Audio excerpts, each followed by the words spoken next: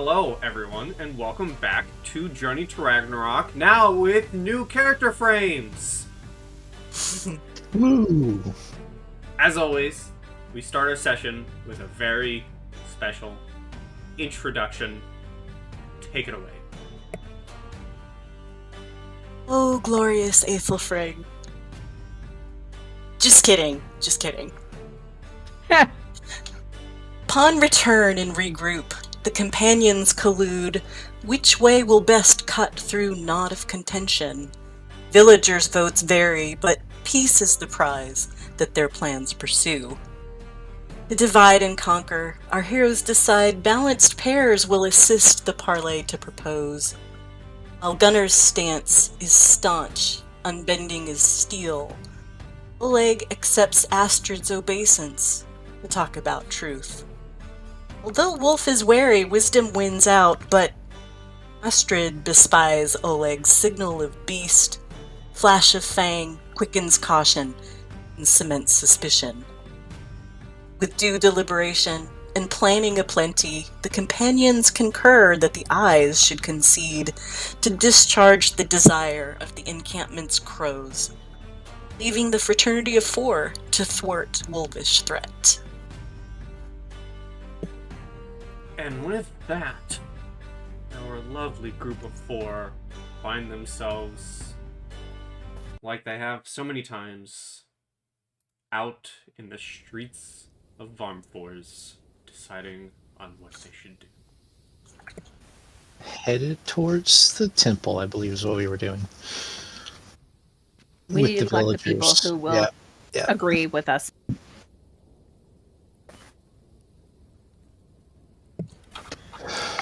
Well, Which if I you- believe is Astrid's girlfriend, Who I the beat in bar, armor the some barkeep. contest. Manfred wants peace, totally supports the wolves. Aethelfrig adores me and will do what I want. And also vote with us. I feel like there's one more person. So, Who are we missing? Edval supports the eye. yeah, let me give you the full rundown. Edval is the only one who will not support the crows. He will support a neutral solution. Tully will support a neutral solution and the wolves. Aethelfrig will not support a neutral solution and will support either side. And Manfred will support a neutral solution and either side.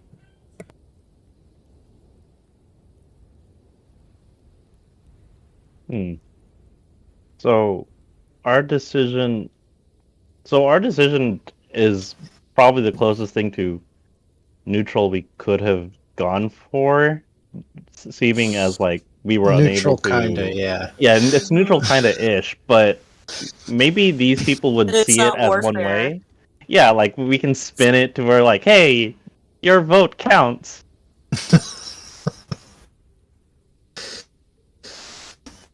So, I feel like in a weird way, we can still get everyone's support in a really, really weird way.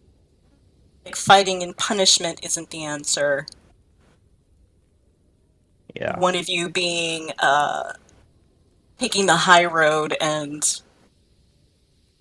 leaving means that you're the better and the more reasonable ones. I mean, yeah, sure, we can spin it like that to the Odin's eye. It's like, you leave the victors with your tails proudly between your legs. Mhm. I mean, clearly we can spin things in a way that certainly is diplomatic in nature and Mhm. would at least give us time to investigate. Yeah, Great it's man to do. semi-neutral. The Odin's Eye don't belong here. Yeah. That's the only solid foundation we can stand on without people blowing us the hell up. Agree.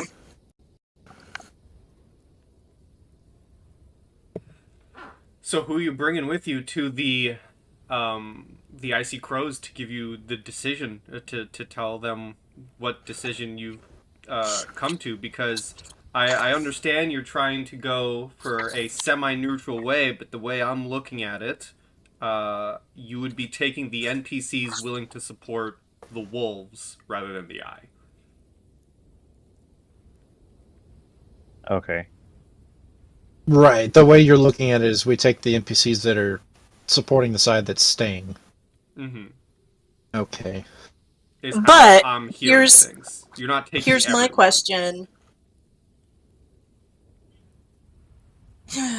I don't want people to feel left out or that we're moving behind their backs, but I feel like so the Wolves supporters are Tully and Aethelfrig will do it. But if we can convince Manfred that this is the peaceful way, then we would have Manfred too. Yes, So Edval is the only one. Edval is only in favor of kicking them both out or supporting the eye, and Tully is only in favor of the wolves or kicking them both out. Everyone else is like, I can go to either side. Except for Aethelfrig, who is unwilling to support kicking them both out. She is very staunchly one side or the other. Right. Which in this case, it's whatever we pick. So it looks like we're getting everyone except Edval, it seems. if that's the way that we're looking at it, I would think yes. Here's a procedural question, Pi. Mm-hmm. Ow. I'm really tired, Procedural. you guys. I'll never live that down, I can tell now. Is it a question of getting both groups together with at the steps of the temple? I mean, so we can tell the Icy Crows what we've decided, but then what? I'll just say if you go to the Icy Crows, with your group, and you say, hey, this is what we decided, the Icy Crows will likely say, okay, now go dish shit out. Now make it happen. Okay. Now make it happen. Okay. Because they're not doing it because they're neutrality. Right. They're Sweden. Okay. That's okay. Okay, so I guess each of us can fetch one of those people. It was Tully, Aethelfrig, Manfred, and wait, that was it, right? Mm-hmm. Everybody but Edval. Okay, yeah. So I think one person should grab Tully, one person should grab Manfred, and Astrid plus one more should grab Aethelfrig. I'll probably be going that's with... a bad idea. Why? I'll be going with the princess. Can I go talk to the commander while everybody else is gathering people? You want to go talk to Gunnar. Yeah. That works. I mean, you certainly could, while everyone else is Okay. gathering the group.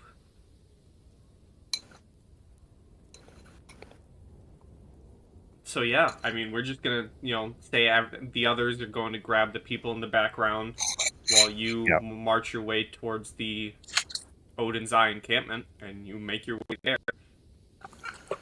So I have a little herbal medical kit thing with me.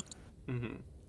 I'm just gonna stop in front of their fire and just be very casually chatting to the soldiers about nothing having to do with this. And I'm gonna make one of those like hot compresses. Mm-hmm. And then I'm going to go ask for entrance into his command tent. You would be allowed in. I mean, it's the same site. Every time you've seen him so far, he's been busy poring over his maps of the area. Right. Looking away from me. Does he have armor on right now? Yes, okay, I can actually give you a description of him, which I haven't Yes! been giving. Okay. Gunnar stands around 6'10". Woo! He's quite a stocky man. He looks tough and muscular, especially considering he's over 40. He has platinum hair. He wears his platinum hair straight towards the back at medium length. He sports a medium length, well-groomed beard, too. He is wearing reinforced metal armor, a red cloak, and he is wearing a nice helmet, which upon it dances a red plume. Okay. On his Fancy. breast, you would see an elaborate golden pin depicting the Eye of Odin, and on his side is an elegant longsword, likely a family heirloom. Okay.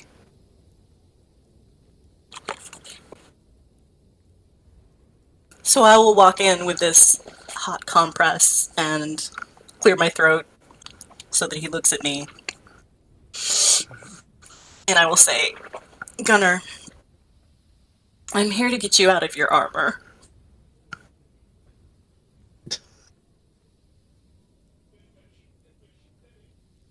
I think that would be a mistake while the wolves still prowl.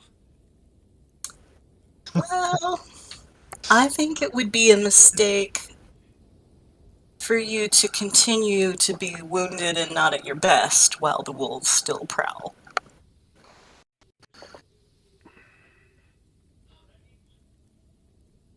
And she is absolutely going to come over, put the hot compress down on the map table, and start unfastening his cloak.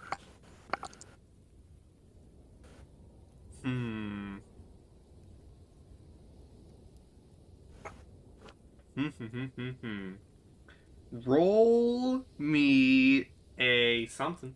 Roll me a. God, why am I blanking on the names of the skills? Persuasion? Yeah, Patient? that's it. Okie dokie. I actually didn't make a character sheet. I didn't make an NPC sheet for this man. Why did I do that? Oh, Come on, it doesn't matter. doesn't matter. It's not. It's likely not going to matter, but here we go, anyways. Yeah, just a straight D20 for him.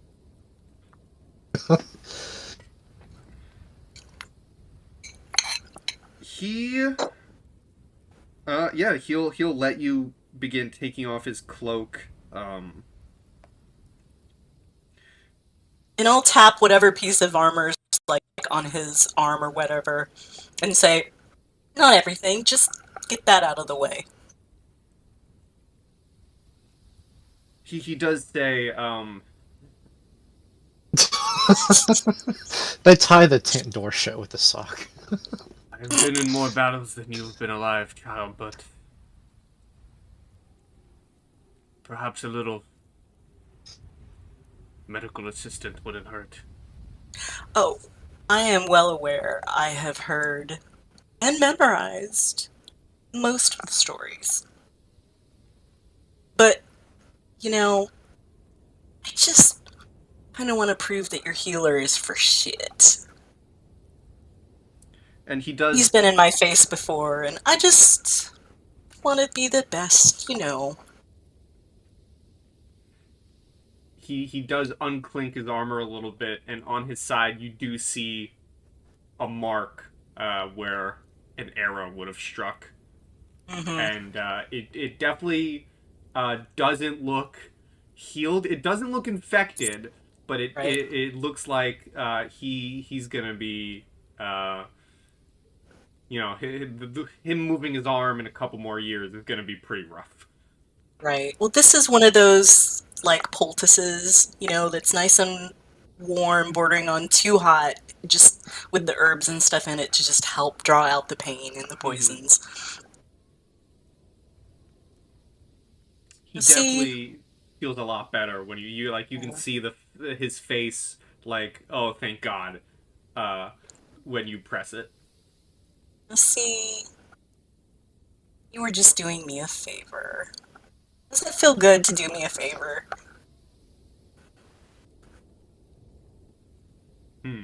How would he respond to that? And I'm just kind of fussing around. I'm not even looking at him. Just, I don't think this is going to scar too bad. I mean, I know you don't care if it scars, but just letting you know, you've got a lot more impressive ones, but this is just in a spot where it's bound to bother you if it isn't properly taken care of. Yeah, he's thinking to himself, you're like my niece. Um,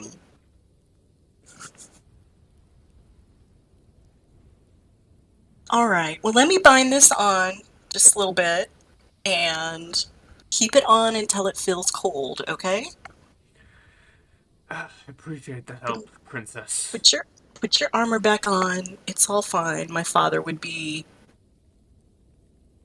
quite put out with me if I didn't take good care of his best people.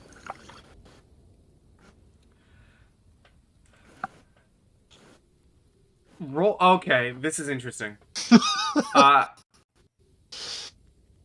higher or lower, Astrid? Higher. Higher. Hey. Okay. Conversation continues on as is, and he thanks you, and then goes and says, it's been a while since we've been back, at the capital. We haven't had proper time to resupply our medicines.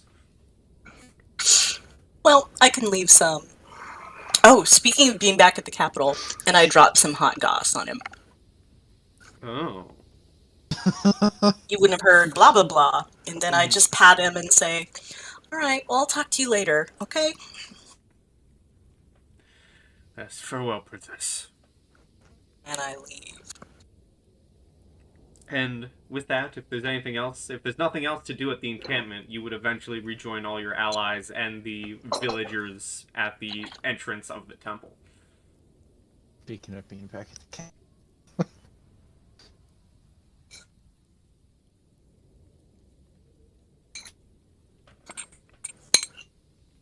We are all at the entrance to the temple with all of the villagers that you've called together. You have Tully, you have Aethelfrig, and you have Manfred. What do you do?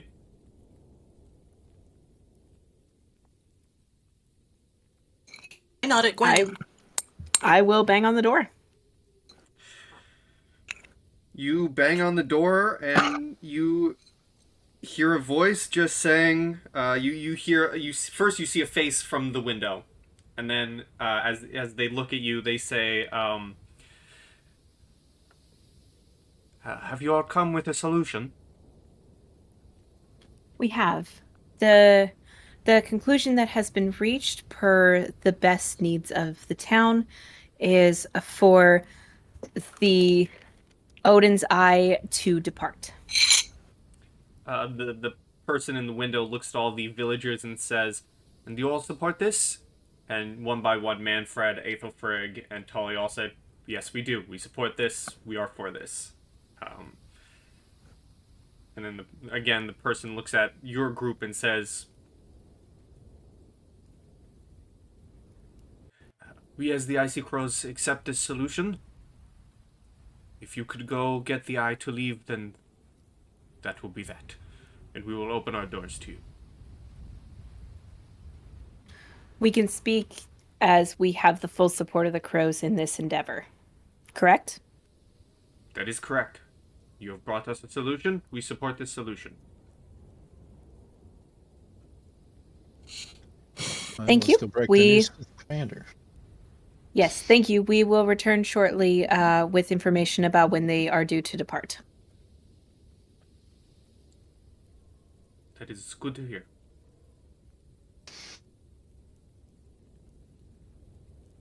Suppose we turn around and start walking off. Should any of us let Oleg know what the verdict was? I mean, he's going to find out one way or another, but I mean, it seems like an opportunity for one of us to spin it for even greater effect. I think you My might be the concern- best person to do that.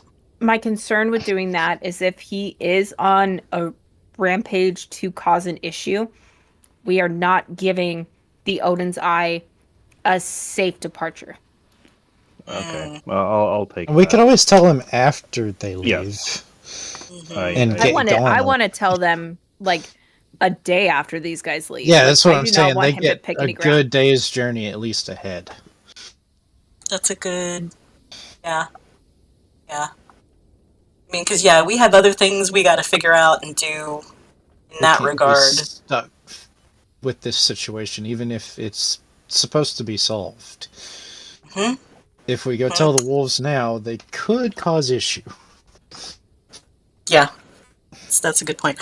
I think it's true that, putting a good spin on it is really going to be important, but, After. yeah. All right. Well, we have Tully with us.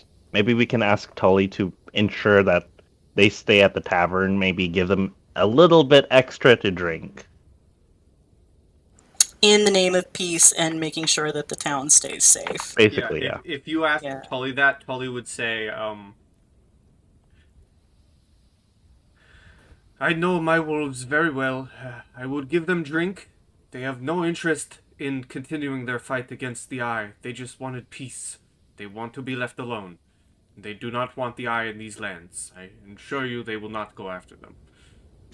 We do request that you do not mention of the Eye's departure until we do to them for keeping the peace of the departure. I won't. You would either tell them yourselves or they find out on their own. We Thank you. appreciate that, Tully. That And really speaks to your true concern for your fellow townspeople and for the wolves, for that matter. I support the wolves, but I am not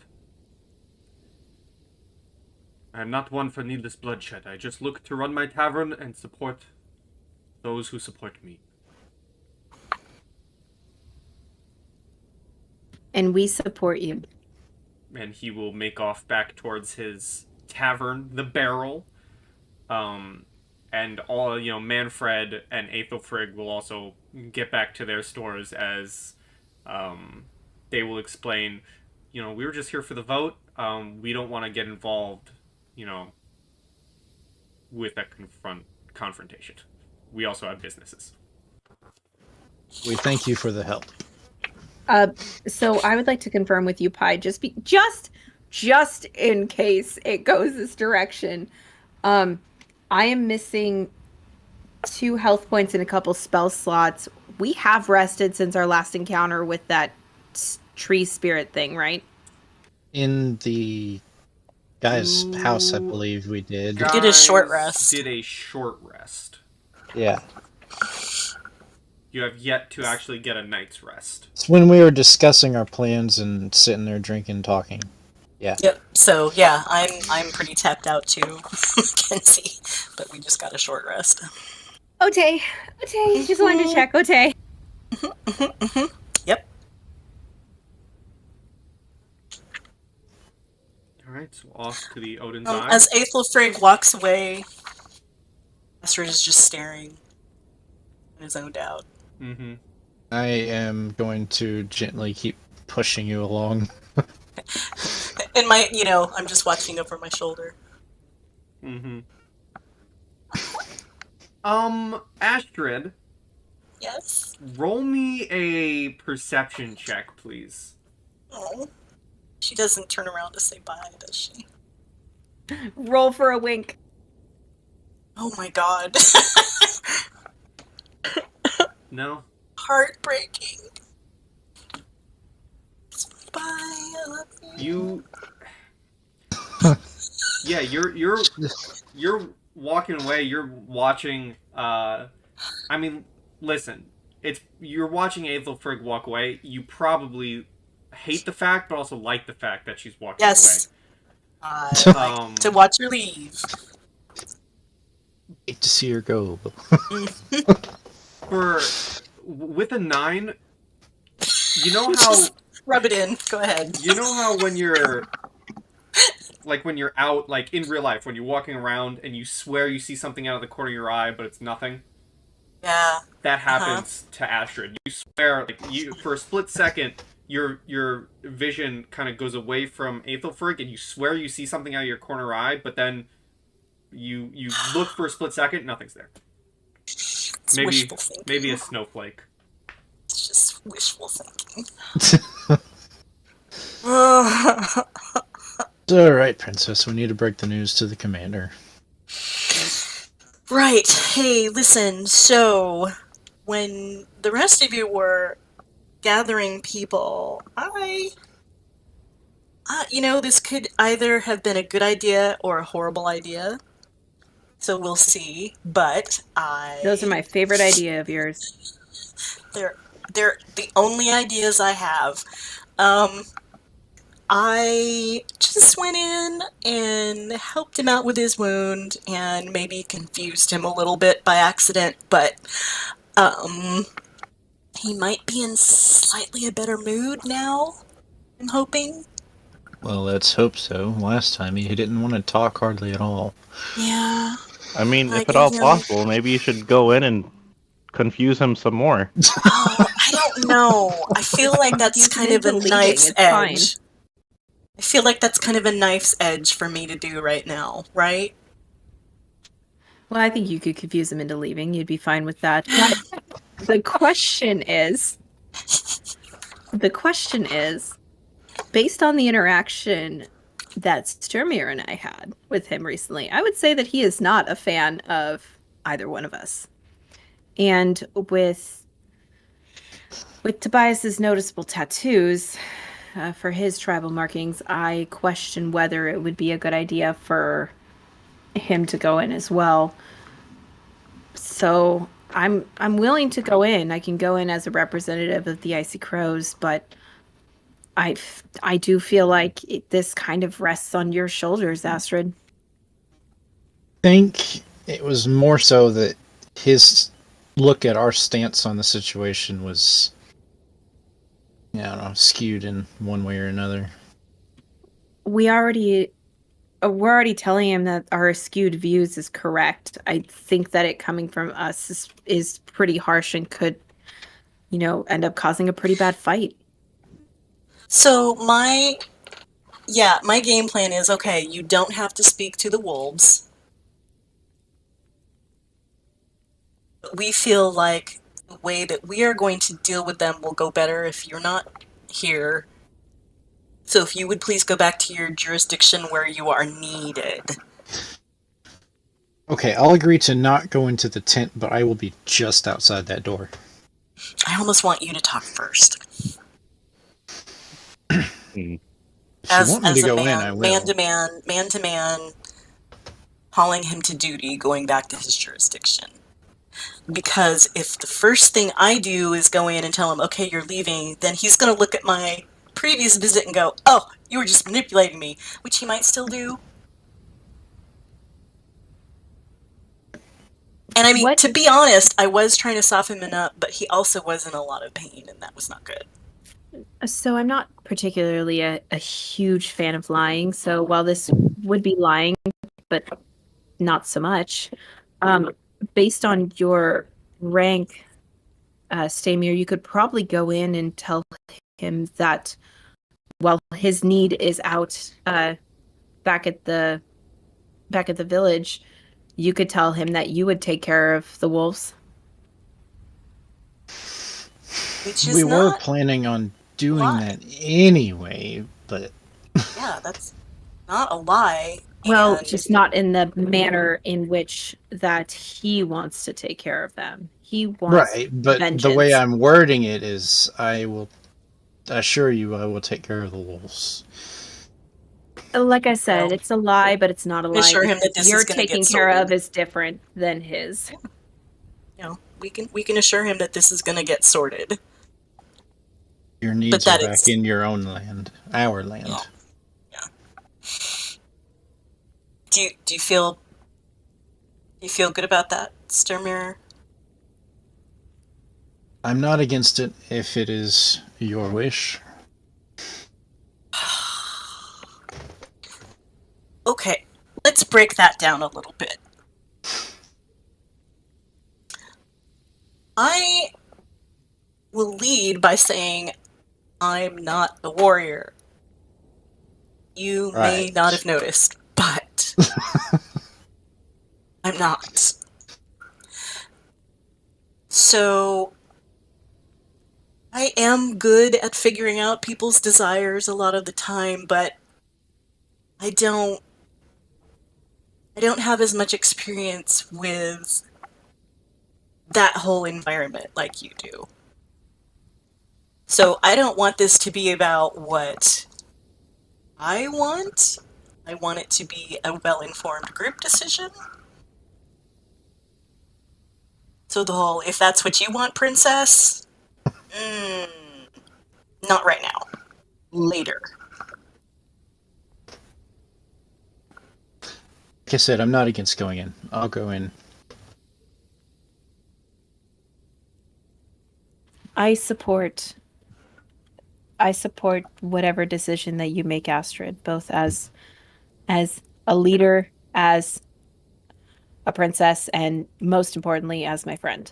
You have my support in whatever direction that you take, and I will be just outside of the curtain should you need me. I think having you as the front of this social predicament is the strongest move we can make, and I have full confidence in you. Okay, I think I'm having a new feeling right now. Yeah?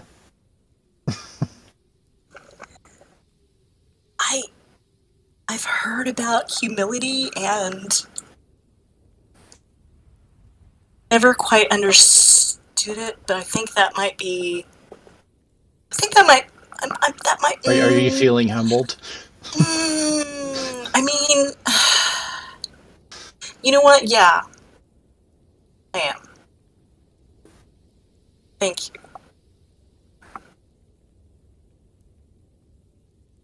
Well, a day's a wasting. Should get up the hill. All right. Let's go. You guys eventually make your way to the camp. Who's leading the charge? Oh God.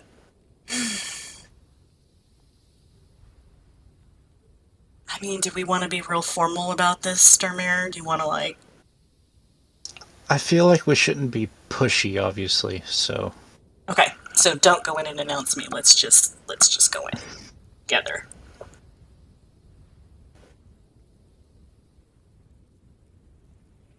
So I guess Astrid and I are both in the front. Yes. Okay, I'm just gonna roll something real quick. Wow. Oh no. Oh. Oh dear. As you guys walk up, is Gwyn waiting with Tobias like outside the camp, or is she going up too? She's going up and intends on being just outside the curtain. Okay. The entrance into the thing. Because as you all walk up, a group of the guards are standing at the ready as they notice you, and they stand, and a few of them specifically walk up towards Sturmere and say, "Sorry, you can't come in. You're not allowed entry to the camp."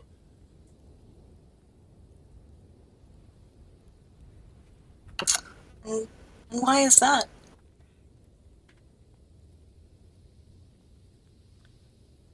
The captain isn't interested in his presence and doesn't want him around.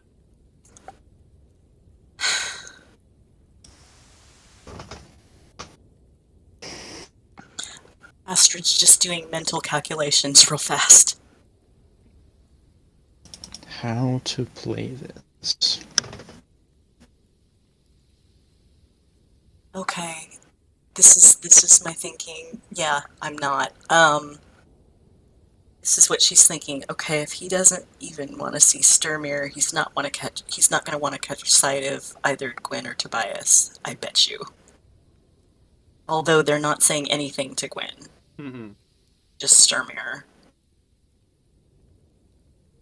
All right. Gwen would give a small nod, knowing that with Sturmere being out of the options to go with Astrid, that give her a nod saying that she would go if asked. Right. I do pat Astrid on the shoulder and say, Frigg will watch over you as you oversee the well-being of this community. I give you guidance. Oh, thank you. Thank you. Thank you. All right. All right. So Astrid just smiles at the guards and says, "Oh, well, all right. That's fine, Stromir. I'm sure that you and Tobias can go find something else to do. Go get a drink or something." As she says that, there's a little flutter in the air, and a raven swoops down and perches itself on Tobias's shoulder, and that's Gwen's raven that she has for a familiar, and it's just sitting there, just squawking and kind of like fluffing its feathers and jiggling around. And I'm going to use that as so out of character explanation. The raven is going to sit on Tobias's shoulder, and if something goes wrong, the raven's just going to go crazy, and it's going to be their signal that they need to get into the camp to help. I don't say anything. I just cross my arms staring at the guard, and then as I go to turn around.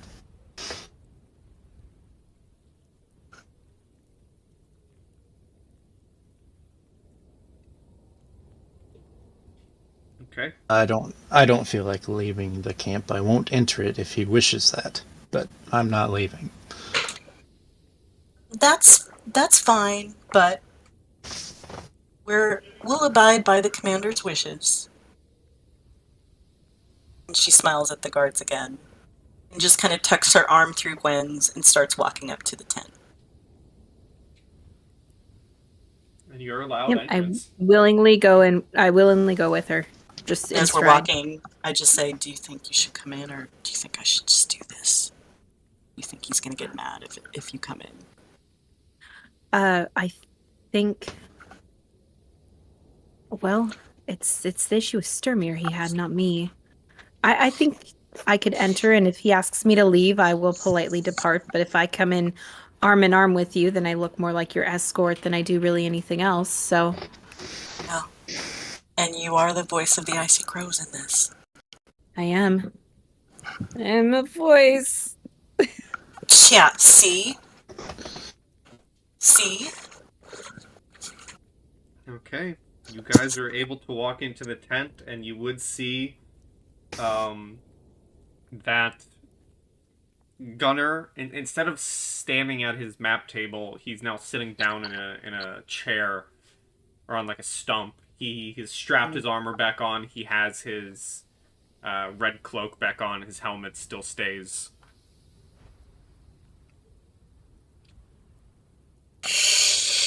And he notices you enter.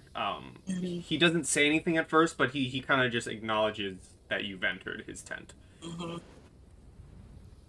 And I will say, it's not a small tent. It's not a big tent, but it's big enough to have, like a war table and... Yeah. Uncle, we're back.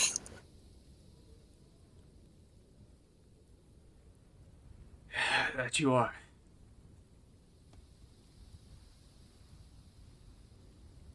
I have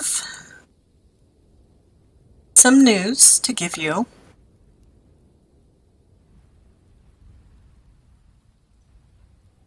He kind of perks his head up a little bit. We have considered the situation at the request of the Icy Crows, and we've come to some conclusions, and again have been approved by the Icy Crows, and we wish to deal with the wolves ourselves. There are some magical, supernatural things in play that the four of us are uniquely suited to deal with, and it would make it far easier on us if you and your company would return back to your jurisdiction where you are so needed. Give me a persuasion with advantage as he takes all of this in. Okay. Oh, advantage. And guidance, Yeah, and you have guidance, the D4. Guidance is plus as the D4, right? I checked your sheet earlier too. You also have a DM inspiration if you need a reroll. Okay.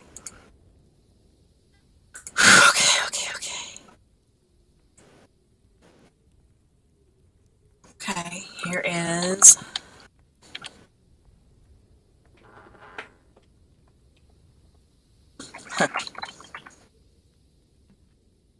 Give us the number. Okay.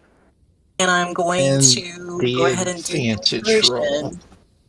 No, you have advantage, so you already You get have to roll. advantage. Roll Yeah. another one. Okay, I thought that I said it on roll 20. See if you score higher. Yeah, Come on. absolutely. 28. 28. I think I'm gonna. How much is the DM inspiration? The DM inspiration is a It full lets reroll. you. It's It's a like whole- lucky. okay. All right. Yeah, so that's it. 28. That's a 16 for total 28. 16 on the die. Okay. So, a 28. Gunnar is sitting there listening taking this all in. You kind of see his, brow furrow and gain a hint of annoyance. But he's still taking it all in. He's still listening. And he says,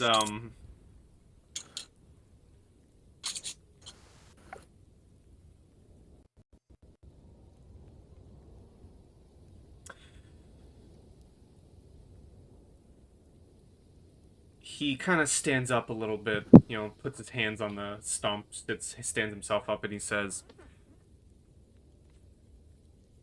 I won't let the wolves just go as they please in our lands and cross our borders and kill who they wish. But Nor am I asking you to. it's been some time since I've reported to your father, so maybe you're right. Maybe it's time we head back. Uncle, I thank you. And I know that the well-being of the people in this town are important to you as well. Please give my father my regards, and any word of you from my lips to him will be glowing praise. As it always has been. He walks up and puts a hand on your shoulder.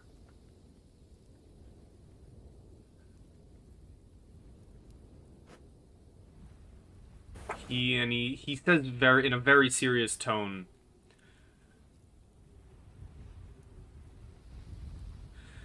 I respect your leadership, Princess. I respect that you've come to my tent personally to give me this information. But no part of being a leader is the failures that come with it. And while I offer my respect for taking charge in this situation, know that should the wolves kill anyone here, those deaths fall on you.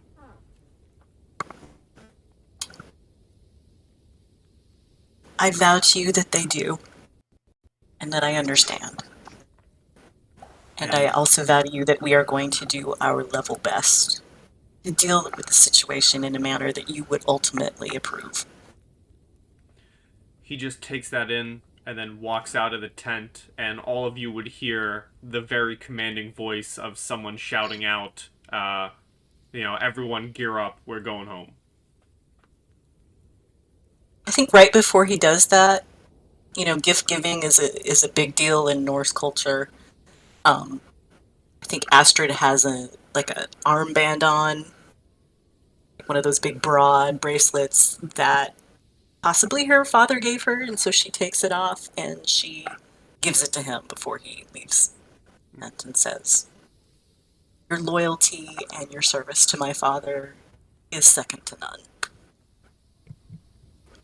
He just silently takes it and walks out and says his thing.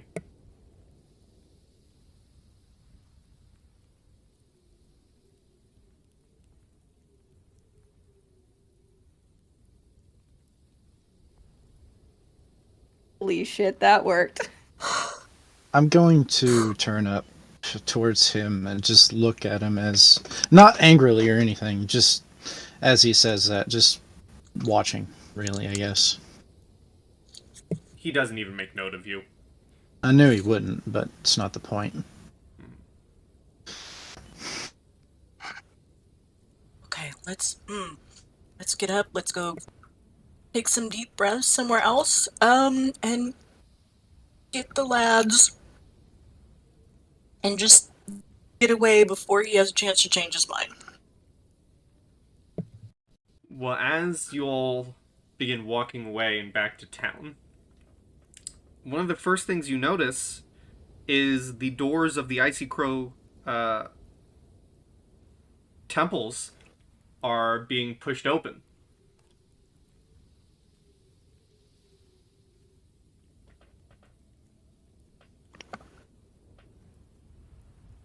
Okay. It seems that pretty quickly word of your success somehow has already found them. Okay. So as they go by, Astrid tucks her arm through Sturmir's this time and says, "Stop glaring. Stop brooding. Come on. I wasn't glaring. Oh, yes you were. Come on." For once, you're leading me. I'll take it. As the Icy Crow's doors open, would you guys like to do?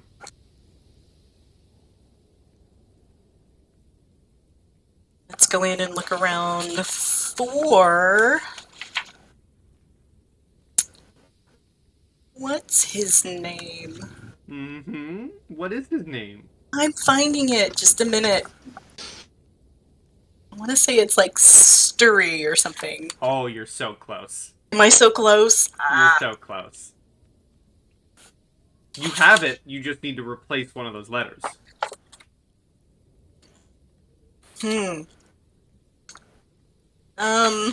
It's not Sturmir, we know this. Tobias is kind of just standing there, kind of watching her squirm. If it takes too long, though, Tobias will help out. Listen, did a Astrid good job. knows. Astrid knows, Pepper doesn't. Okay, well, as a player, it's Starry. Thank you. Okay. And I will just nod to Gwen. Really. Yeah, Gwen will speak up and say, we see... why are you doing backflips? Hold on. I'm taking an educated guess, but Gwen, I think you need to make me a dexterity saving throw. Oh no! Oh no! Dex save. Ah! God damn it. If I was correct, and that was your target, because why wouldn't it be? You get smacked in the back of the head with a snowball. Yeah, I like stumble forward inside and I grab the chunk of snow from the back of my head, just whirl around like, really? Now? Right now? Oh, wait, did I catch you? Yeah, you got it. Oh, that's great. Yeah, she like whirls around, and then on your shoulder, because you seem to have forgotten it's there, you get a little like nip on your ear from the crow, from the raven. It's like, bam! And then it flies away because it's like That's so awesome because I wasn't even looking at your screen and I just whispered, it's like, hey, I'm on the lookout for something. Yeah, and I took an educated guess at who your target was. Because why wouldn't it be Gwen? Yeah, no reason why it wouldn't be. Alright, onwards. But after that happens, as you guys approach the Icy Crow's temple, you actually see the figure you're here to meet at the entrance. You see Old Starry. He's an older gentleman. He is visibly fatigued, and he is leaning heavily on a twisted oak staff that is embellished by a pendant made out of raven feathers. And as you get closer, with a little nod, he invites you into the temple.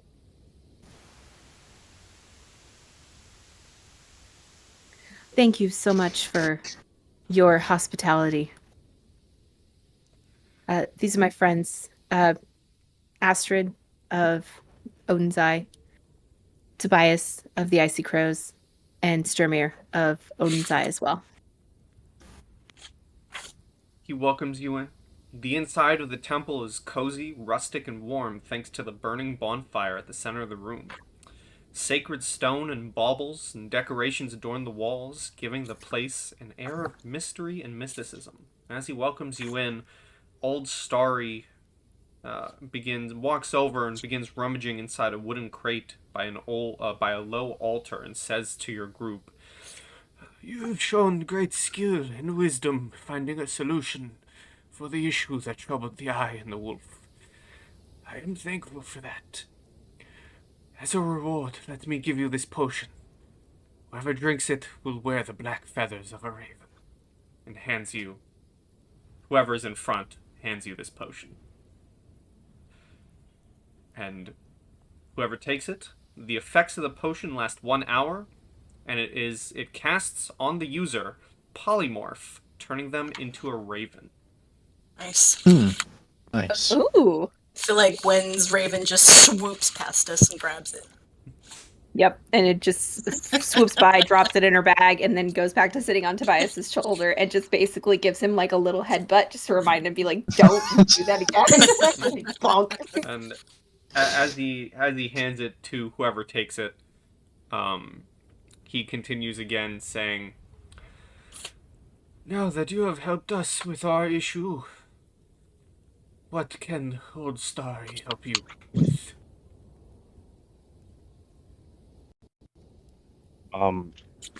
Our party is looking for Spekisvidir and Blotre of the Icy Crows. They seem to be very difficult to contact, and we were hoping that you can assist us.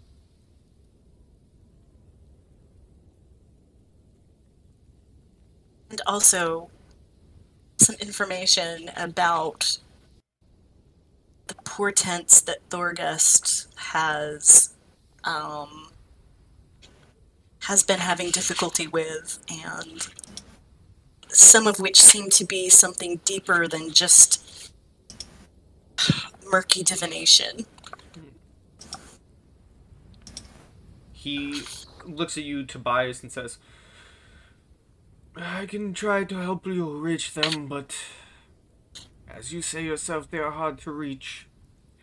But these other issues with my dear Thorgest, can you tell me more?"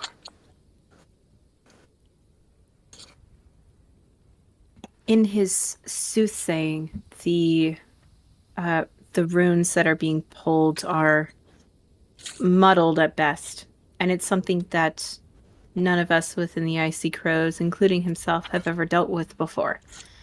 So we were hoping you might be able to offer some form of clarity or direction, being one of the wisest crows that is known.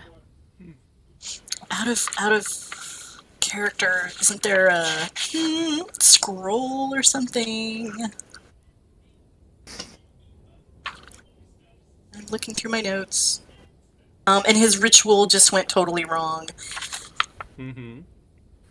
But it was a ritual about a scroll, wasn't it? You got him ingredients to help him do this ritual, and it was a scroll written in blood on, I believe it was deer pelt. Right. And so we can tell Starry that as well, and then mention this whole idea that, don't know if you've noticed, but there seems to be a little bit of shakiness in terms of all of us, various people having trouble, and I hate to even say this, but having trouble remembering the gods. He looks at you quizzical and says, "Well, if my dear Thorgest could not help you, this must truly be a mystery. Give me a moment. And the old rune master turns towards the bonfire. You see him pull out a runic divination necklace made of bones. And he cuts the palm of his hand and then places it onto the necklace, holding it tight. You hear him utter some mystical words, and with a sudden gesture, he sprinkles his own blood onto the flames. Smoke from the fire begins twirling and twisting towards the ceiling, taking the shape of stones engraved with some runes. From beneath, you see a large hand made out of darker, denser smoke rise and snatch some of the stone with talon-like fingers. The hand comes crashing down upon Starry, making him cough and bringing him abruptly out of his trance. A thief! A rune thief! He is stealing power of the gods! Midgard is in danger! The old man screams out loud, suddenly falling to the floor. Each of you have barely any time to understand his words when you hear a sudden sound. Coming from one of the wooden beams that hold up the ceiling of the temple, you hear the hooting of an owl. As you all look up, tied to its right paw, holds a message on a piece of bark. We are the bear warriors. Get ready, crows. We are coming. Prepare your weapons, it reads. As one of the other druids of the crows intervenes and says, the wolves and the eye are two clans that you can reason with, but the bear warriors? Oh, we implore you, you must stop them before they get here. I don't know what they might want, but I tremble at the mere thought of the bears attacking us. As you're taking this in, you notice Starry has managed to get back to his feet and continues, do as Farland says. Seldom do the bears come down their mountains. When they do, they are either marching for war, or they have an equally serious motivation to do so. Either way, I cannot believe that the rune theft and the sudden march of the bears to be a coincidence. He looks at each of you with a serious tone. Your destiny calls you along that path. And at that, we're going to pause the recording so our party can level up to level 5. Whee! Oh, I get stuff and things at level 5. So be back, we'll say in 10 minutes.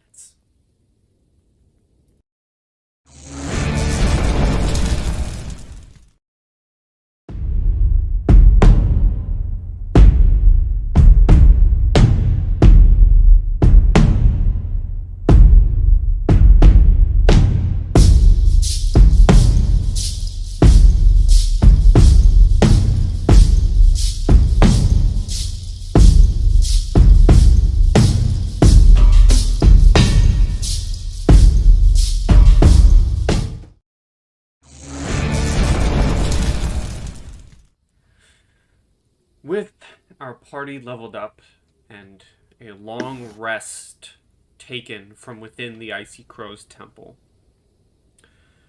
I would like to start with a perception check from Astrid. Okay.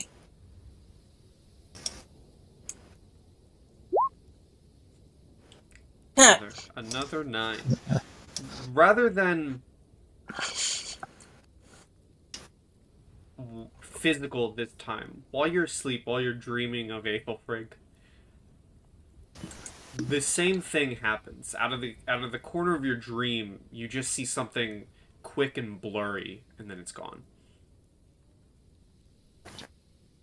And So annoying. you're She all thinks to herself.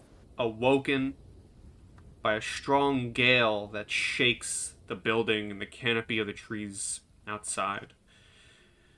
Dark clouds loom high in the sky as if boiling with the promise of a furious storm. The people of Varmrfors are slowly resuming their ordinary lives after the tensions of the last few days. Farland, the Icy Crows druid, is sitting on a log near a water pool, petting a large brown tawny tawny owl. You see him whispering words to the owl that you cannot make out due to the unrelenting noise of the cold waterfall plunging into the warm thermal spring nearby the temple. There is no doubt that it is the same owl that has brought you the fateful warning of the bear warriors, a reminder to each of you immediately of the importance of your mission. Intercept the bears before they march to the village, learn their motives, and avoid a battle.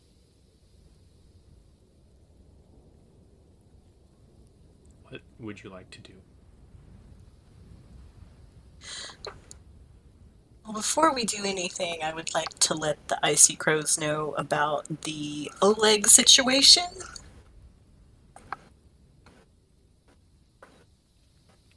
You find Starry, you let him know of the situation, and he says,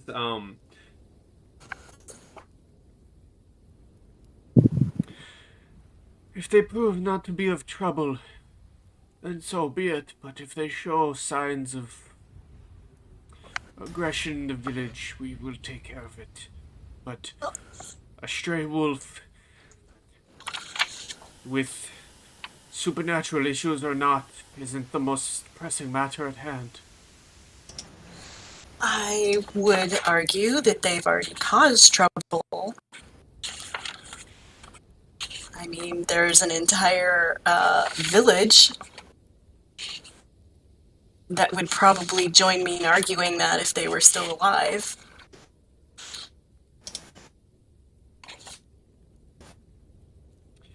And I would agree with you, but this village is now in danger of being just like that one, if steps aren't made. Well, I would urge keeping a close eye on him at the very least. I understand that we have conflicting dangers, but I would hate to go deal with a threat from outside to come back and find you all succumb to one from inside.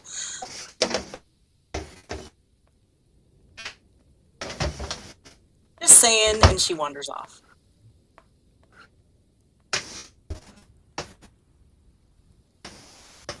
He would listen to you and say, we will keep our eyes on the wolves, but the bears need to be tended to.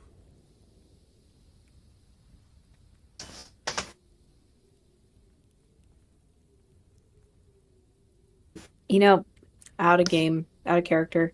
We could really conquer this one of two ways. We could go the peaceful route, or we can take the wolves with us.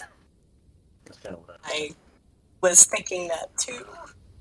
But in that same regard, if the Odin's Eye holds value in the Icy Crows as well, we could grab them and be like, yo, I know you two hate each other, but we gotta protect these guys. I don't think that'd work out too well. Did the eye leave already, though? Or were they planning to leave in the morning? If you were to go find their camp, you would have noticed that they would have packed up already. Okay.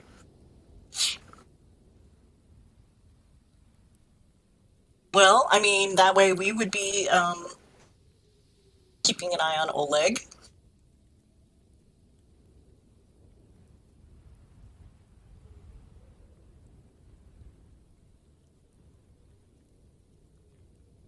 Yeah? It's kind of tempting, y'all. That is if Oleg agrees to go. Right. I Shall don't I suppose pay him it a would. visit? I don't not? suppose it would hurt. Why don't you go chat with him, Tobias? Not Care to me. join me? I am not chatting. I am No? done with chatting. All right. That's fair enough.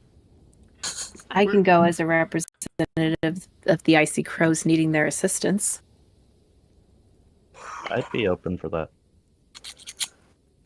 That sounds good. Gwen will look over at Sturmir and says, "Can you make sure she doesn't hurt herself or run off to her girlfriend? We're gonna need her to stick around." I'll keep an eye on her. Thank you. But you're gonna be gone a while, right? No, not long enough for long enough for you to take care of that. Are you sure? I just want to look. If she gets too non-compliant, you could take her for a quick view, I guess. I don't know. Just take her for a walk. Take the princess for a walk. Take the princess for a walk. It's fine. That's right. This is your Come on, life princess, now. let's go walk. This is your life now. Who wants walkies? Mm. I want uppies and Well, walkies.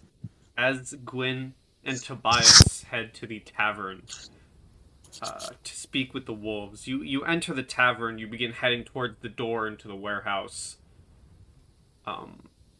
And Tully the barrel, would actually stop you from behind the counter, and he says, "If you're looking for the wolves, they left in the night. Oh no. They said they were returning to their wider group of soldiers and people." Ah. Well. Okay. That plan's out the window. All right. Did they make any mention or anything to you about the Odin's Eye either packing up and or being gone prior to their departure? Nothing that I was told, no. All I know is that they left in the night. They told me they were going to meet up with more of their peoples. If you need them, I'm sure they'll be back in a couple of days for a hunt. And remind me, what was the time frame we were expecting for the Bear Warriors? The Bear Warriors time frame is, let's just say, very urgent, like a couple of days. Imminent. Okay, so we cannot reliably call upon another faction for assistance in this case. Unlikely.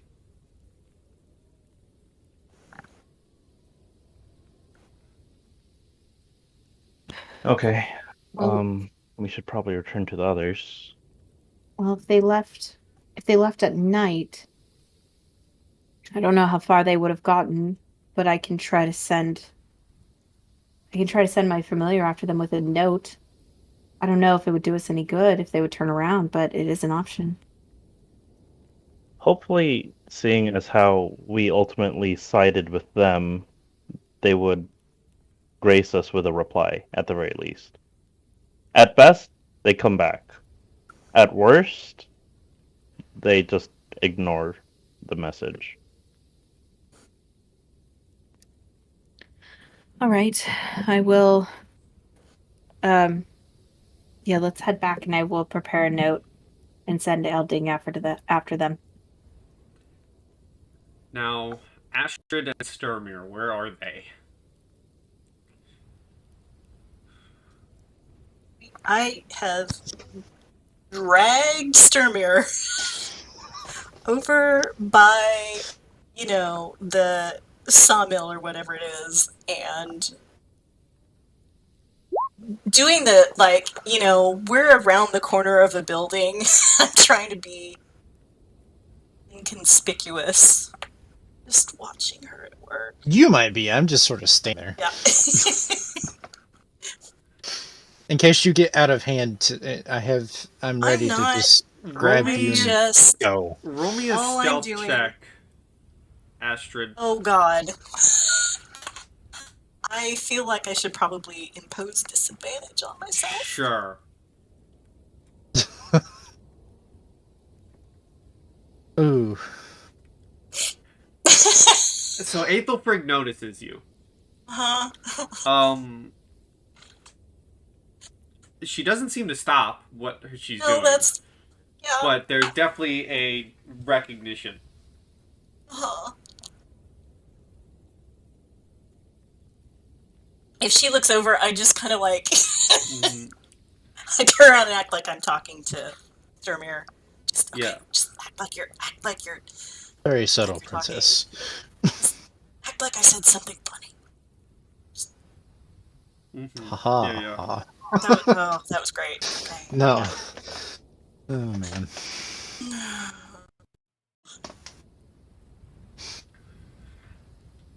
Eventually, she cuts another log and she begins walking towards you. I duck behind the building.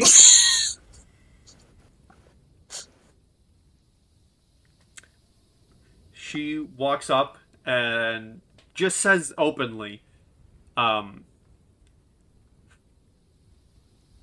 is there anything else you need of me? I've already helped you solve one issue. Is there anything else? And she kind of has her hands on her hips and is just looking at, not looking at Sturmir, but just like looking at the area. How goes business in this short time of peace you've had? I mean, it hasn't been that long, but... Same method as it was yesterday. Suppose that's good. You're not doing any worse.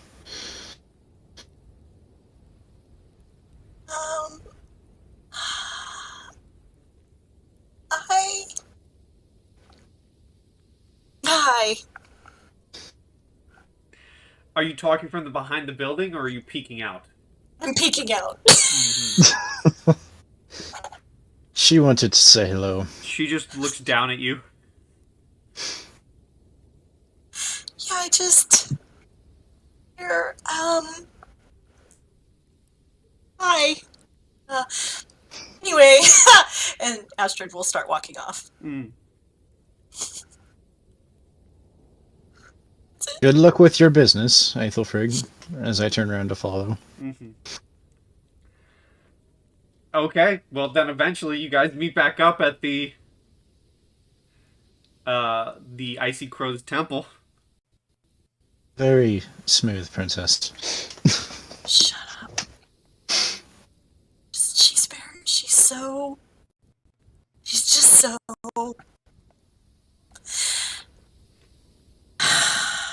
She's just so strong.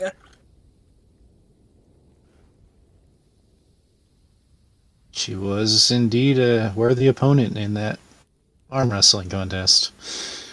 Yeah. Subtly Which, by the mentioning that way- I won. Yeah, which, by the way, you are also very strong. You did amazing. Thank you. We should go see what word the others have. Yeah. And with that, you guys walk your way to the temple where you meet up with Gwyn and Tobias. Hey, Tobias? I am here. Yeah, give me a dexterity saving throw. Oh, again? Again, bish. You are pelted in the back of the head for 2 bludgeoning damage from a natural 20 snowball. Oh, Oh. dang. I almost want to use a curse, but fine. See what you've brought upon us, Gwen. Ragnarok is here. Are you blaming Ragnarok on her snowballs? He is, and this is how death will come for him, by a fleet of snowballs by me. And she like dances in a circle, like super proud of herself. Tobias kind of mutters, we had a deal. It was one snowball a day, and she broke that deal. Technicality, it is another day. Oh, well, yeah, that's fair. Astrid leans over to Sturmir and goes, I think this is flirting. Just let it happen. Right.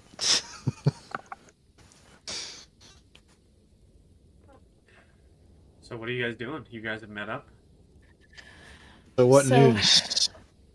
So they have already departed. They actually departed during nightfall last night. However, I can send my raven friend with a note. Maybe she can catch up to them prior to them getting too far. Tobias brought up a good point. Worst case scenario, they send a message back saying that they cannot meet up with us. Best case scenario, they send a message back saying that they'll meet us at the base of the mountain. So we have taken their side. We have ridden their lands of the Odin's Eye. No offense, but that is going to be the wording that I use. Fine. And we now seek their aid in a matter of protection for the Icy Crows. Well, I agree. We don't have much to lose sending you a message. Which you are able to do so, Gwen. You are able to write up a message and send it. Awesome. Yeah. So I will send my raven. Meantime, we should bolster our own defenses. Indeed. I can go out and scout the enemy forces, just so we know what we're dealing with. I don't plan on engaging, but I could always believe- go with. indeed, I wouldn't mind the reinforcement. In case things go bad.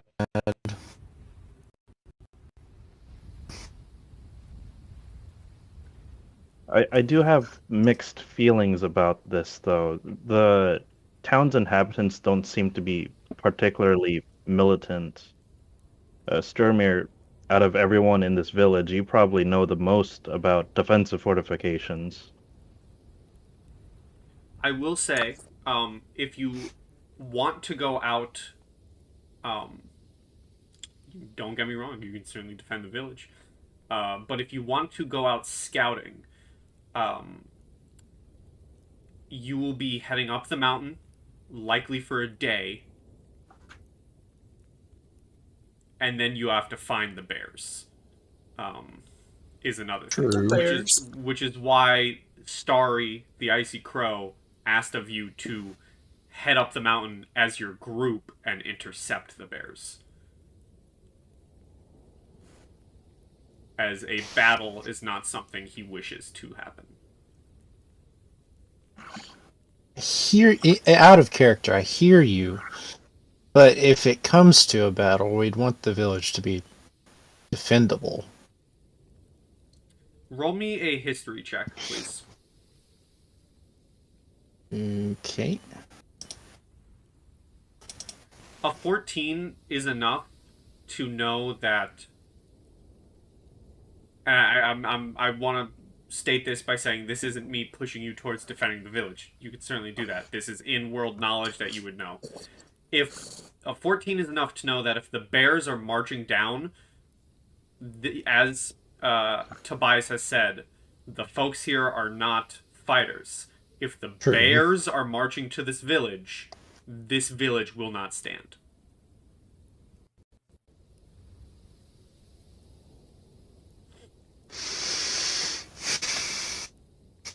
The bears march for war, and usually only war.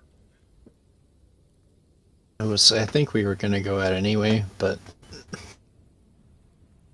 yeah.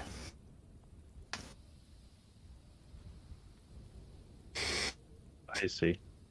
Well, the only fallback plan I can think of would be,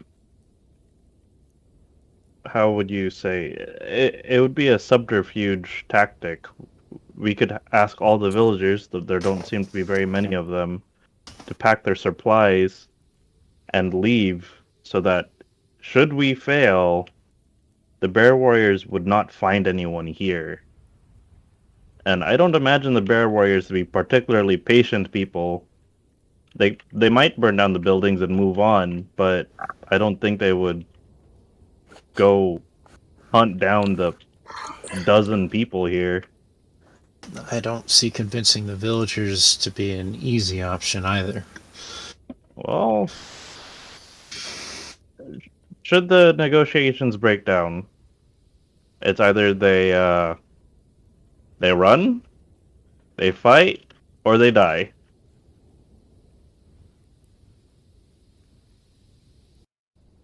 I assume that we all probably have stories about. No, they are the Bear Clan, I think, aren't they? Mm-hmm. Yes. That we have all had plenty of experience hearing that the Bear Clan they don't negotiate, right? Yeah. So I think that maybe the Icy Crows in the village need to do the best they can at taking care of themselves in terms of we've probably faced threats before, and maybe we should just go literally cut them off at the pass. Actually, hold on. I will say, you with the knowledge with knowledge of the world and start talking to Starry, you would know the bears are ferocious and a bloodthirsty clan.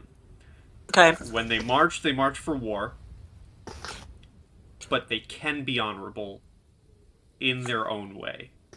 Okay. Can we ask Hmm. what is the reason they would have for coming against the Icy Crows? What's the backstory, Starry?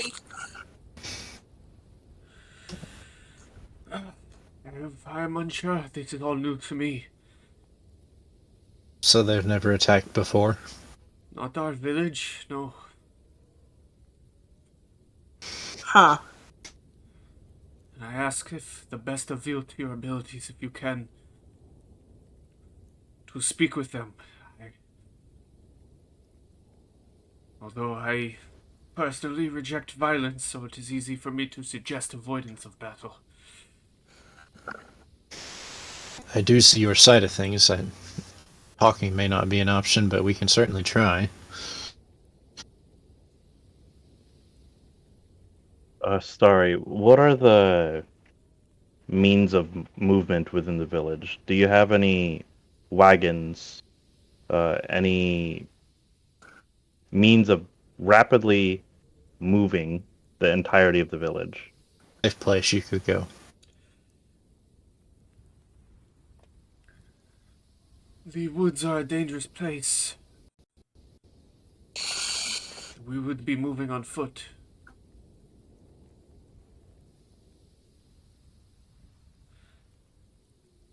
It would be better than staying here and dying if it comes to that. Well, if we have Some of to us would rather maybe die in our homes than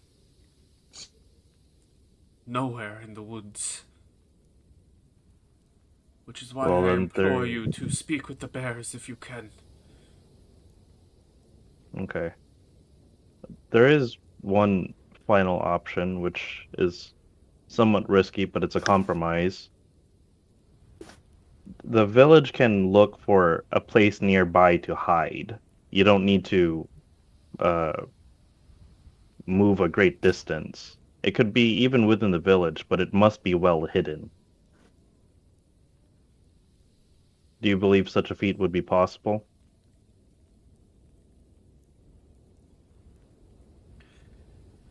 There is not many places to hide in the village itself, other than entering the great woods, but the worst of it comes, we can certainly bar our doors again. I was gonna say, Pi, remind me, how strong were those temple doors? Pretty strong. All right. They well, were stone. So So there's that at they least. could go everyone into the temple and just bar their door. possibly just like barricade it reinforce it, throw barrels of mead behind it. Mhm. It's not exactly hidden, but it's fortified. Yeah. All right. Well, If worst comes to worst, you may have to pull everyone into the temple. but in the meantime, it does seem like it's time for us to take our leave and intercept the bear warriors. We could probably borrow a messenger raven just in case we need to let you know of things to come.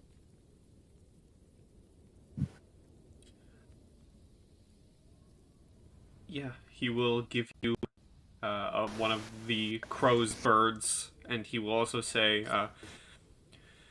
"Before you all go, I have something for you. Another token of my thanks. This is a special potion created from the thermal spring waters here in Varmrfors. I've blessed it with my own rune magic. I call it the heart droplet." And he will hand you this potion. It works as a healing potion, 4d4 plus 4. And it also acts as a flask of holy water. However, once used, one way or the other, so either as the healing potion or holy water, it is considered consumed. Oh, that's cool. Yeah, multi-uses. Like it.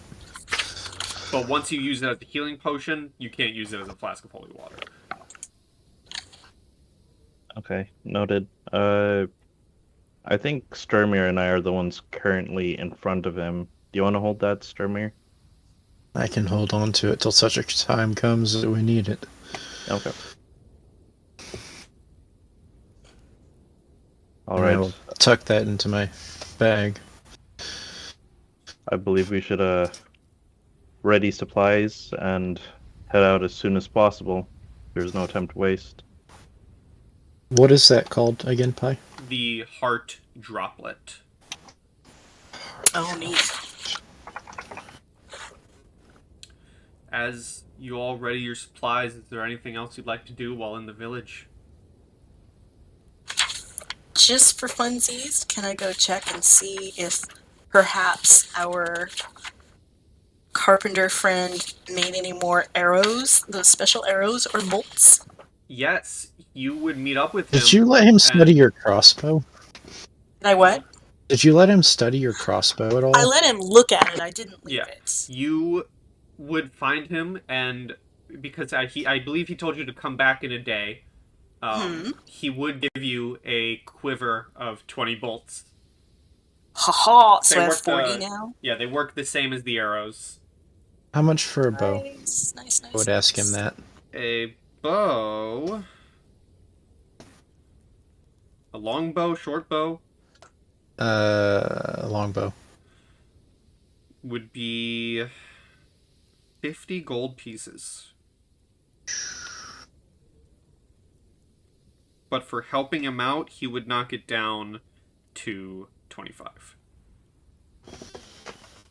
Okay. Yeah, I'm gonna buy one. Okay. I'll add that to my inventory. Just a second. So as you're buying here, you all ready up? Anything from Tobias or Gwyn?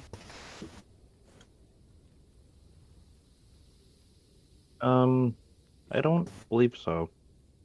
I think I've got everything I need to go. Yeah, I think I've got everything as well. I'm just prepping a copy of the letter to send to you, Pi, if it makes any difference for if they'd show up or not. Like, this is what she would write. Okay, then. And let's So, see. As Long. you're all done readying your gear, you set out to leave the border of the clearing where the village is. The noise from the waterfall becomes more distant, and you are abruptly embraced by the terrible winter that you had almost forgot about thanks to the comfortable climate of Varmrfors. Winds blow violently, shaking the trees and their snowy canopies, taking with it the damp sleet that makes it difficult to orient yourself and proceed. The snow at your feet shows no tracks of any kind, human or animal. It's as if you are the first mortals to leave a footprint on this eternal snow, so perfect that it could have been painted by the gods themselves. And I would like everyone to give me a survival check. I know I have something for that. Hang on. Right, okay. Hunter's Intuition, I can add a d4 to that. Okay. As well as any perception check. Survival, and a d4. Okay.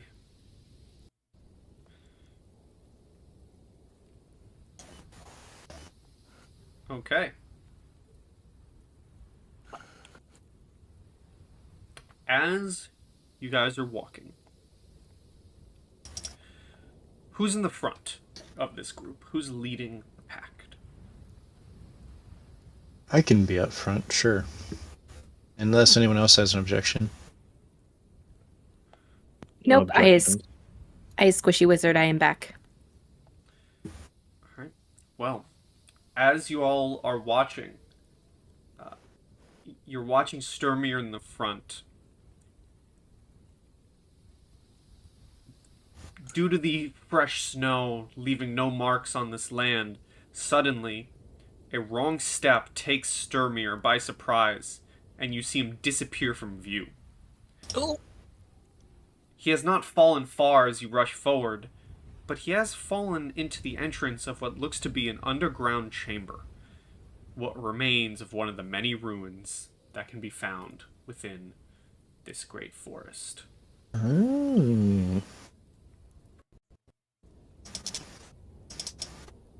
Sturmir, are you okay? I'm alright, but I seem to have discovered a ruin. I'm going to fasten a rope to a nearby tree. We'll come down. Be careful, it's a little bit of a drop. You wait, guys- we're going down, aren't we? Just, is there anything interesting down there? As you look around, Thermir, and this is a couple hours into your travel, the inside is excellent condition. The walls are decorated with geometric patterns, and the ceiling is supported by 4 columns. 4 columns near the center that make it possible for you to climb back up or climb down. You notice that the opening that you fell through in the ceiling used to be a skylight before the earth swallowed the whole structure. The interior is shockingly comfortable from the outside winds. You do notice along one wall there's a huge stone sarcophagus showing a woman figure with long hair topped by a little crown. She wears a graceful tunic embellished by various jewels, and so you see some writings on the side of the sarcophagus that are unintelligible. Well, it's certainly warmer than up there, and seems to be a tomb for someone important.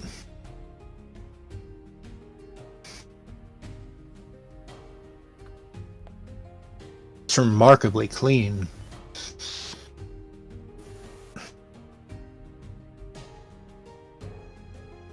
I'm not even gonna ask for a roll. Do all of you begin? Do all of you go down inside? Yep. Sure. I give the ladies the thumbs up that the rope is secure. And this is where I'm not gonna ask for a roll, because Gwyn, as you're going down the rope, Tobias just drops snow on your face.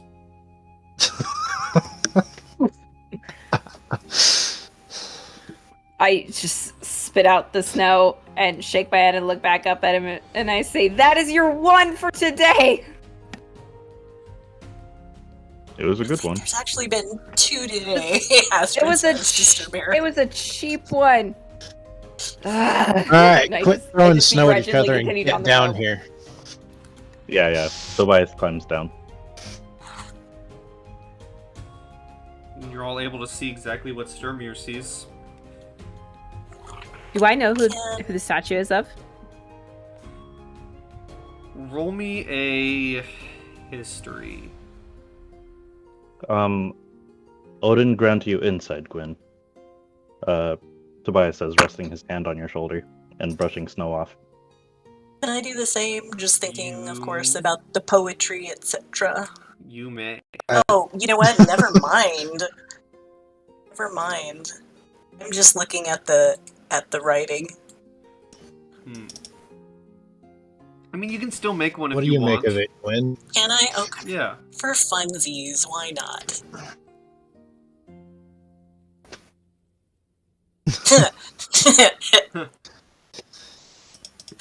Yeah, exactly.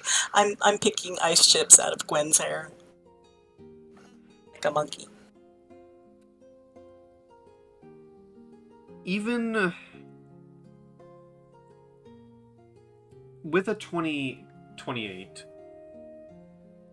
you aren't really able to tell who it is exactly.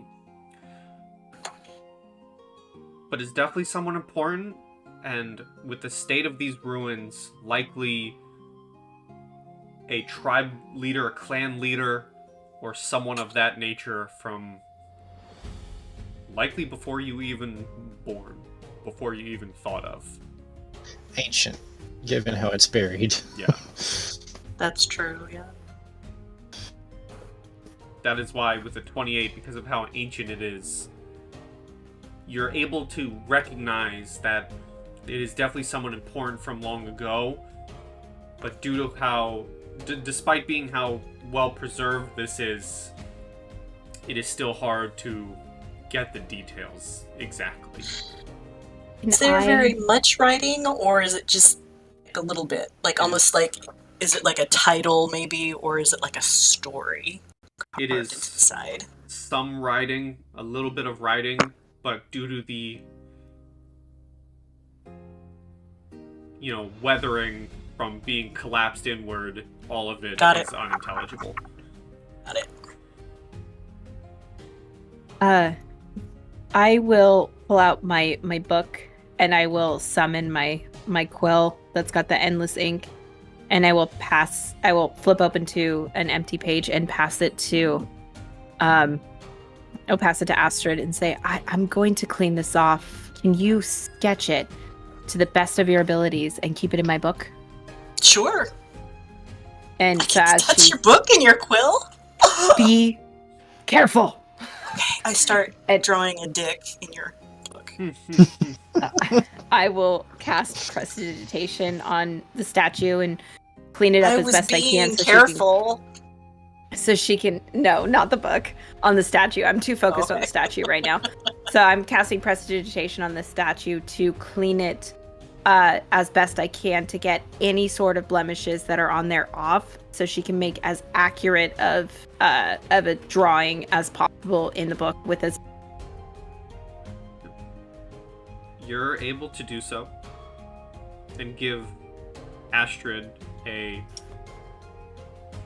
chance for a good drawing.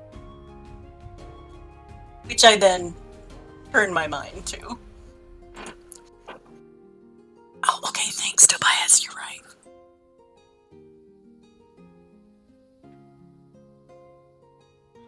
I'm off looking around the room, just if there's any more hallways or if it's just a single room. Give me a perception check. Okay, I'm gonna add my D4 to that in just a second. Not that. No, Anyway. just this single room. You do notice, however, that whether it was from the weight of the snow or maybe some falling debris, the sarcophagus is slightly open.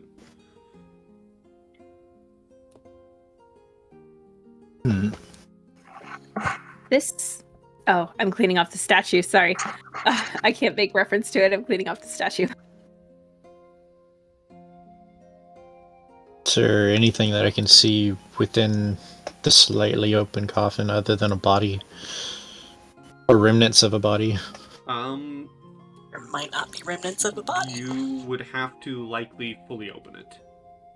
Hmm. Do it.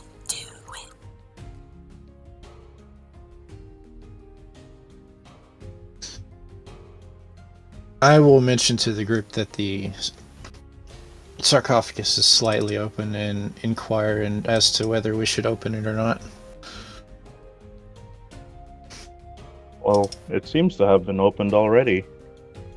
I'm gonna use my Druidcraft cantrip to at least shine some light into the crevice so that Sturmir can peek inside more clearly. At most, Sturmir, you are able to see bits of skeletal remains. Well, nothing that I didn't expect to be in there. Not from that little peek, anyway. Yeah, okay. Tobias will dispel the cantrip. Do you think you'll need assistance moving that? I don't suppose it could hurt, but Okay. let's give it a try. So would I just be giving Sturmir advantage? Well, this isn't going to require a roll. You can just open it. Oh, Oh, okay, well okay. done. Push open the tomb, or the lid. As you push it open, what is everyone's passive perception? Passive perception. 13. Yeah, I'll just... Oh, mine is 18. 16. 10. As you open as Sturmir pushes open the sarcophagus, you see, all of you would see, the skeletal remains of the woman. She is still wearing a necklace made of precious-looking gems, a golden bracelet, and 3 silver rings. Astrid, Gwyn, and Tobias would also notice that her crown is seemingly missing. Huh. So it's a case where the statue has all those other things, like the necklace and the rings and the bracelets. It is, and I will add in, for the 3 of you, the crown is noticeably missing. However, with your passive perceptions, you see an odd shimmer at the top of her head.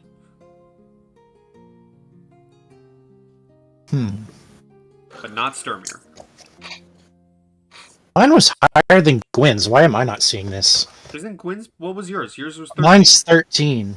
Hers is 10. Oh, yours is 10? Okay, that's my bad. Yeah, the 2 of you don't see this then. Okay, so I do notice it. You notice it, and Astrid notices it. Okay, I'm gonna take an arrow out of my quiver and poke at the shimmering spot. Oh, wait! I try to stop you. Okay. Both of you roll me straight dexterities. Sure.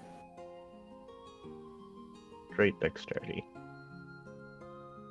Ha! Yeah, I figured. Tobias, but you poke in with an arrow, and the arrow makes contact with something not there. That you yeah, can't I thought maybe that was a glamour or a ward of some kind, Tobias. I was gonna have Gwen look at it. You know, so that it doesn't explode in our faces, but That's okay. I guess we're good. Nothing seems to have happened. Is there anything else in here? Other than that, other than everything you've found. You know, Tobias, I have a question. What's your question? I really would love to see why, if there's a crown there, it's being warded in this way. But I also don't want to desecrate anything. What do you think? Is just taking it to look at Okay. You mean the crown that's missing? Well, the thing that you poked, I think it's the crown. I think it's under some kind of glamour or something. Oh, I see what you're saying. Yeah. Like a protective ward. Yeah. Um.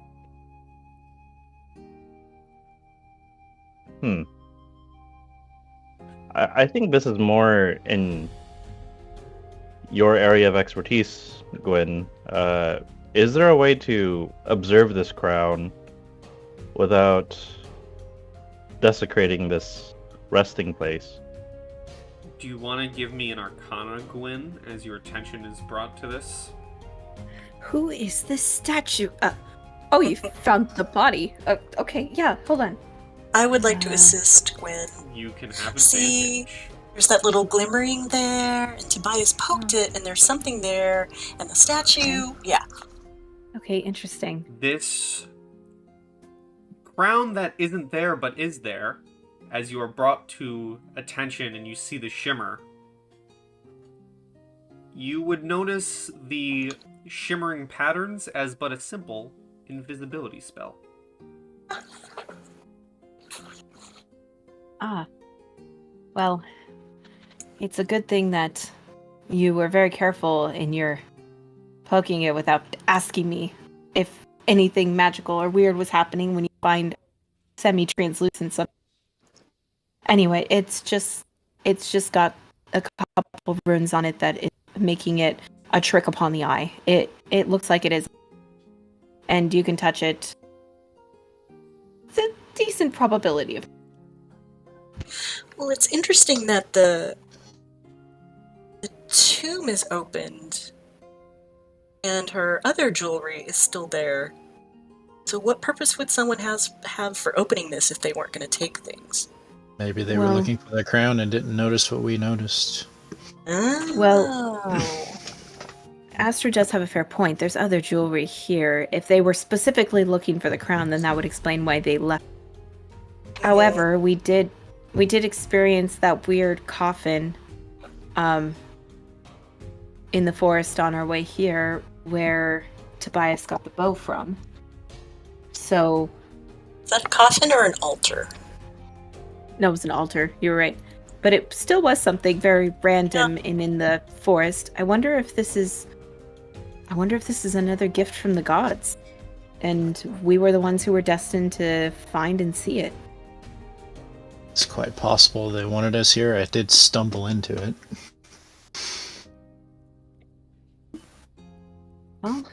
Well, again, Tobias, I defer to you because this is something that you're very careful to observe in terms of rites for the dead and so forth. I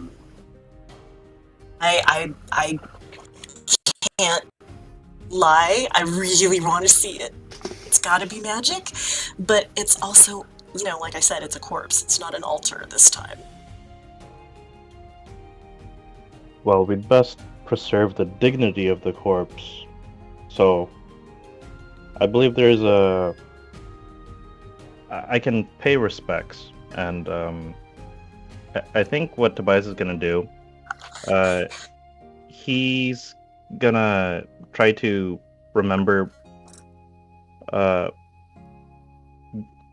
Okay.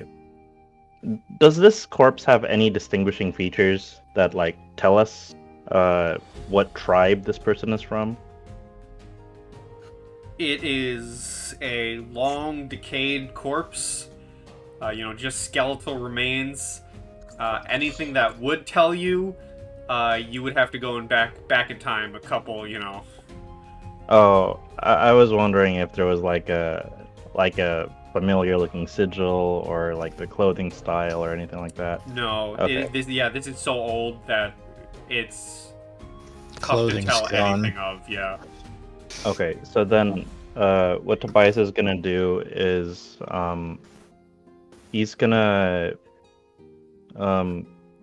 look up into the sky and say, Odin, if this magic item grants us boons upon our travels, then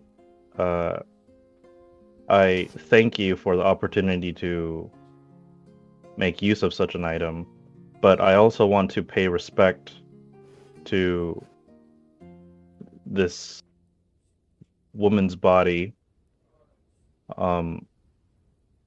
It seems it rightfully belonged to her, and what Tobias is gonna do is he's gonna write a short epithet for this woman as like a sort of offering, and I'm gonna say as I write it, it's only fair, even if they are dead, to offer something in trade if we're going to take this from them. Okay.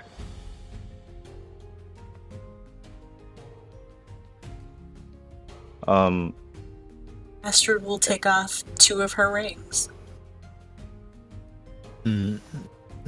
Actually, put them on each, on a finger of each hand. Very delicately, very carefully.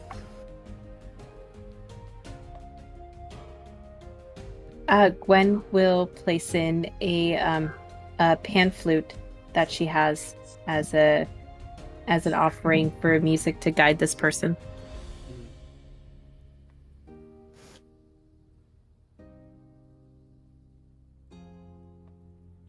I am going to light a stick of incense and basically pray almost the same thing that Tobias has said.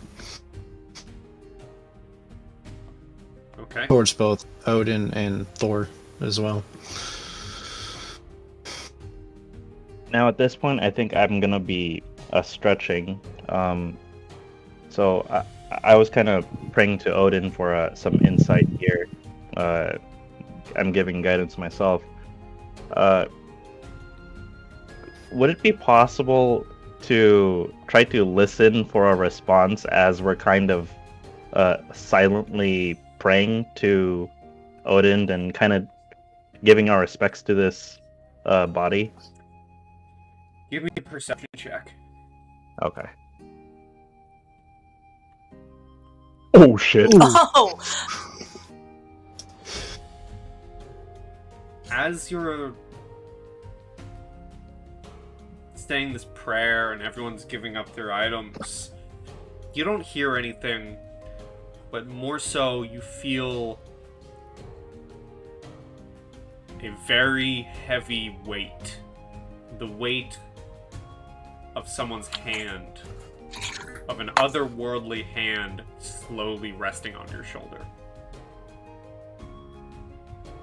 And if you go to look, for the split of a second, you see a one-eyed hooded figure. And then they're gone.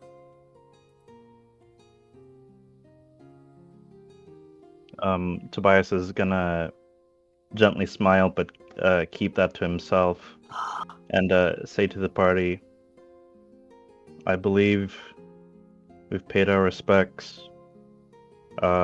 Astrid, you seem to be the most eager to make use of this item. Oh, I don't know about making use of it. Just, I want to see it. Well, then you should place your hands upon it first. Is that alright with everybody else? If you're not going to do it, I will. She's like a little kid right now. Is it okay? Can I? Just take the crown, princess. So she reaches out. You reach out towards nothing, and you feel your hands grab something, and as you lift up, out of shimmering light, a crown, an exquisite-looking crown in pristine condition made of silver, is revealed to you. There is a design on it representing 3 swallows sitting on branches of trees. And in your possession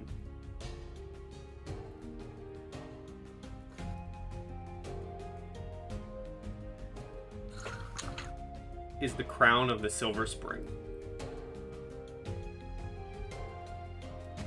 Oh, Oh my nice. gosh.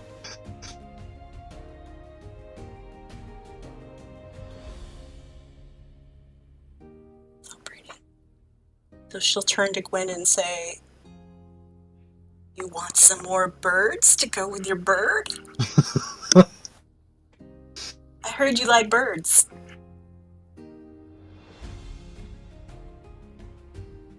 Okay, so the way I'm reading this, it is essentially one charge, but Unless it scores less than 12 damage, yeah. right. If it scores more than 12 damage, it's basically just a crown. It's a very, very pretty crown, though. First level magic missile is 3 instances of 1d4, is it not? Mm-hmm. Hmm. Interesting. I guess question about this pipe does it recharge it immediately recovers its magic and is used again? Is that consecutively or is that at dawn? That is immediately after, it- if it doesn't do less than 12 12. damage. 12 or more, it instantly loses its magic. Just the birds blow up, not the crown. Well, yeah, Um, it loses the magic touch. Still really I mean, pretty. I mean, I do Look really pretty on you. Don't you feel it's a little bit much? No, Me running it's around with a crown on my beautiful. head? It's beautiful. If You it know, it'd comes be down even to it, better and if it were crows. But if it comes down to it, and it does lose its magic, you can always give it to Astrid. that's true. That's true. But I think it would be really pretty. Astrid just goes ahead and puts it on Gwen. And is fussing around, like arranging her braid with it and making sure it's gonna stay in. As Astrid Oh places the No. crown no! upon No. Gwen's head, Oh, Gwen, I'm sorry. we're going to end the Fatality. session there. Oh, god damn it, Pie! As you Crown place goes on the head. the crown Brutality. on Gwen's head, and you're all standing in this cavernous room. We Oh, will end the Mackenzie, if session this is here horrible, I'm so sorry. as we await the further travels towards the Baron Warriors. Dun dun dun. For now, everyone say goodbye to YouTube. Later, Oh, YouTube. YouTube. Goodbye, YouTube, and see you next time on Journey to Ragnarok.